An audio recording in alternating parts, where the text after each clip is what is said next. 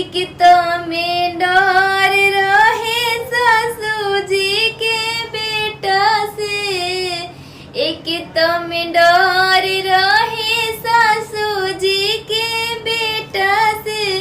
क्यों हो चल गईले बाहर हो डर के करा से बा,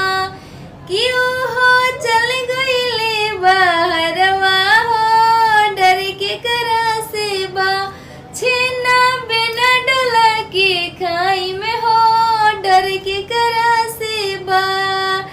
एक तो में डर रहे गोतिनी के देवर से,